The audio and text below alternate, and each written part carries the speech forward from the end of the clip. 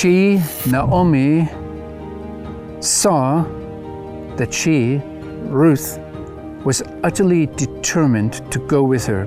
So Ruth was not the little girl who didn't know what to do. She was not without a determination, without a will. If we transfer it and think about today's Christians in their relationship to the Jewish people, she was not one of those who admired everything the Jews or a rabbi said or did.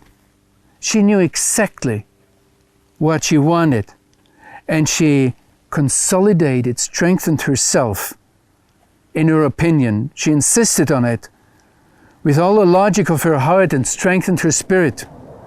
So Ruth's speech was firm and assertive. Therefore, Naomi stopped talking to her.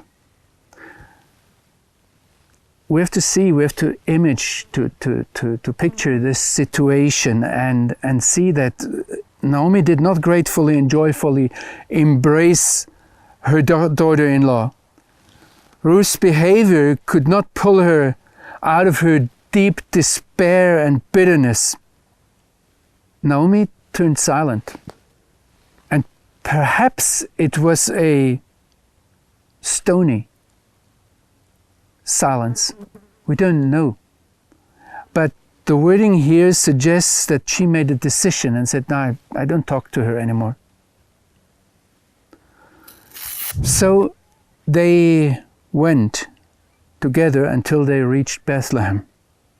This sentence, that they went together, somehow reminds us of the situation when Abraham and Isaac went in the direction of Mount Moriah to bind Isaac.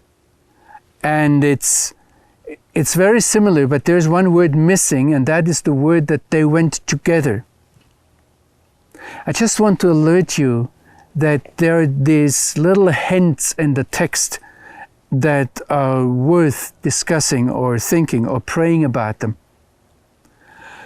So when they arrived in Bethlehem, the whole city was stirred up because of them, and the women, I have to insert here, it's not written in the text, but the grammatical form tells me that it were the women of Bethlehem said, "Isn't that Naomi?"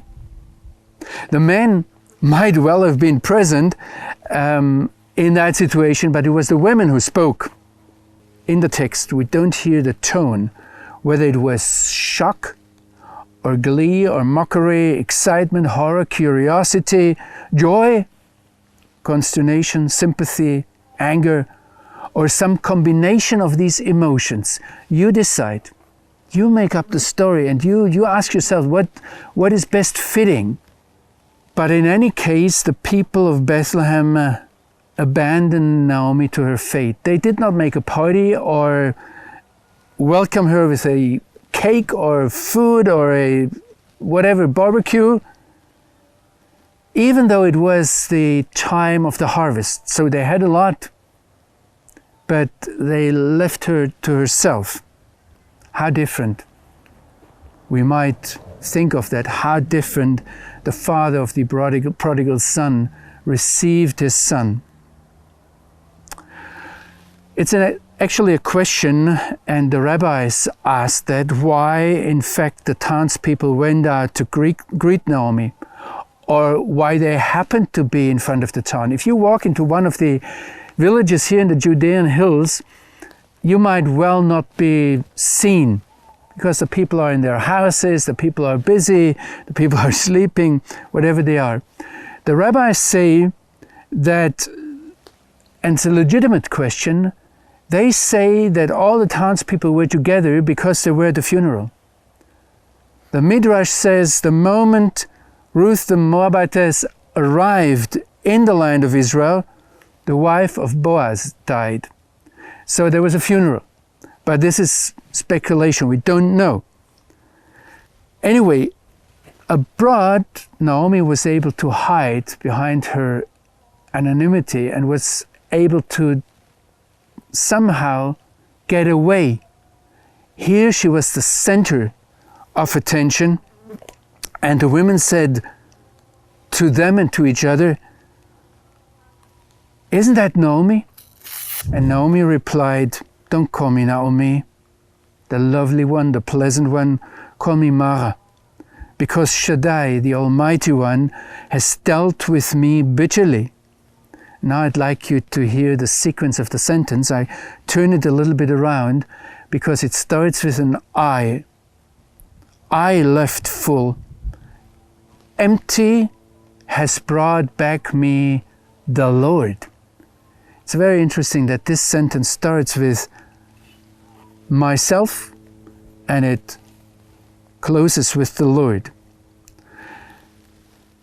It's the question, why is Naomi always pointing back to the Lord, to God as source of her misery? Is it criticism? Is it acceptance that she says yes to the decree of God? We do not know. And the text doesn't tell us. Actually, the rabbinic tradition is quite harsh on Naomi. They say wherever there is suffering, the Lord points to sin. And we have to say, He has discovered my sin. And it's interesting that the bitterness of Naomi is directed towards God, at least to a huge part. And in that she mirrors the situation of the nation at that time. In the book of Judges we see that, yes, the misery and the catastrophic, unclear situation in the land of Judah was a consequence of the nation's own decision and actions and disobedience. But there is also this question, why God, O God of Israel, has this happened in Israel? So Naomi returns to Bethlehem bitter, and we might say she didn't come back to start a new life. She came back to die. To this also points Ruth saying that wherever you die, I will die. Naomi returned with Ruth, the Moabitess, her daughter-in-law, from the fields of Moab, and they arrived in Bethlehem in the beginning of the barley harvest. Oh, we have to look at this last verse once more.